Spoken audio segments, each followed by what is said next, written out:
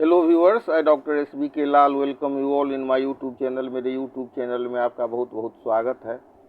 अगर आप इस चैनल पर नए हैं तो चैनल को सब्सक्राइब कर लें। इस चैनल के माध्यम से हम आप तक पहुंचाते हैं ढेर सारी कानूनी जानकारी, कानूनी प्रावधान। तो आइए समझते हैं आज का वीडियो। हमारा औपनिवेशिक काल में अंग्रेज़ों के द्वारा आदिवासियों पर जो कानून बनाया गया था उस पर है। अक्सर हम कहते हैं कि अंग्रेज़ों ने आदिवासी समुदाय के पारंपरिक जीवन, उनकी आजीविका और उनके वनों पर आधारित अधिकारों को पूरी तरह से नष्ट कर दिया था। इन कानूनों का उद्देश्य था आदिवासी क्षेत्रों के संसाधनों पर नियंत्रण स्थापित करना और उन्हें औपनिवेशिक अर्थव्यवस्था के अधीन लाना। तो ये बात पूरी तरह से सच नहीं है। कई कानूनों की चर्चा होती है, उसमें है एक कानून बहुत प्रसिद्ध हुआ, ये था क्रिमिनल ट्राइब वाला कानून, क्रिमिनल ट्राइब्स एक्ट 1871।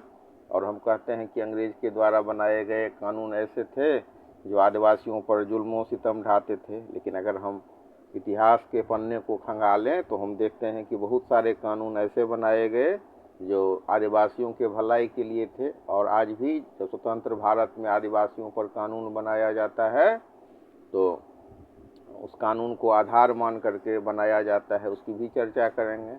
तो आज हम देखते हैं कि कई अंग्रेज ऐसे थे जिन्होंने आदिवासियों की भाषा सीखी और उनके कल्याण के लिए भी काम किए। तो इन्हीं का आकलन करेंगे और उनके द्वारा, अंग्रेज़ों के द्वारा जो बनाए गए कानून था उसकी चर्चा करेंगे। तो अगर हम ब्रिटिश कानून और नीतियों की बात करें तो आता है वन अधिनियम, फॉरेस्ट एक्ट। तो अंग्रेज़ों ने भारतीय वन अधिनियम 1865 का कानून बनाया था।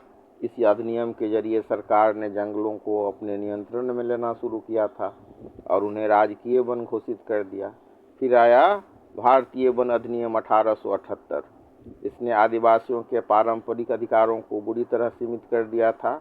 आरक्षित वनों में उनके प्रवेश, लकड़ी काटने, शिकार करने और फल फूल बीनने पर पूरी तरह प्रतिबंध लगा दिया था।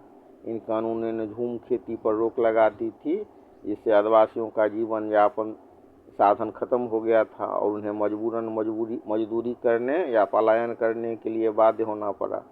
फिर आया एक कानून, क्रिमिनल ट्राइब्स एक्ट 1871, यानी कि आपराधिक जनजाति अधिनियम।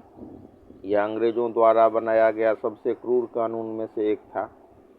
इसमें अंग्रेज़ों ने कई खानाबदोश और आदिवासी समुदायों को जन्मजात अपराधी घोषित कर दिया था। इन समुदायों के लोगों को अनिवार्य पंजीकरण कराना पड़ता था, उनके आवागमन पर सख्त पाबंदी होती थी और उन्हें नियमित रूप से पुलिस थाने में हाजिरी देनी पड़ती थी।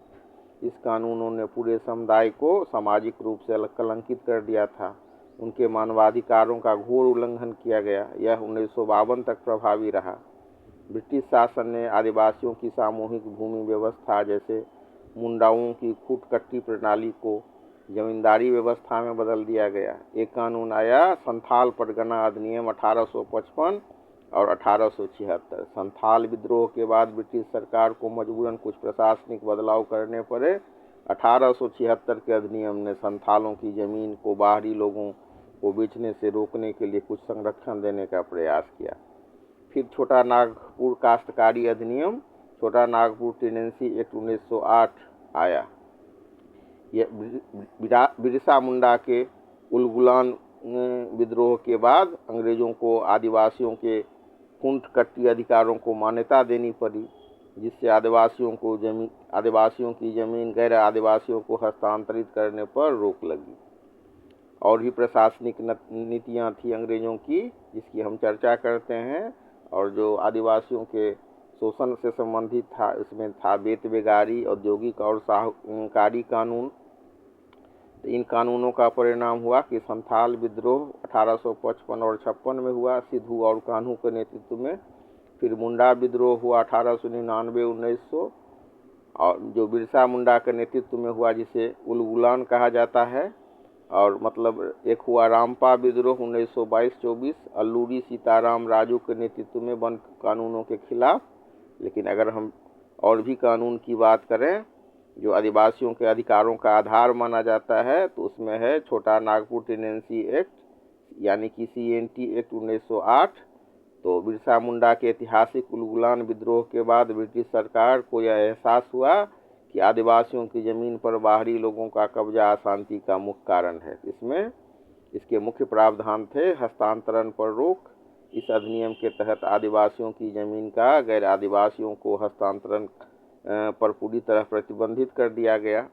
खूंट कट्टी अधिकारों की रक्षा। इसने आदिवासियों की पारंपरिक खूंट कट्टी यानी कि जंगल साफ करके ज़मीन तैयार करने वाली व्यवस्था और सामूहिक भूमि स्वामित्व को कानूनी मान्यता दी।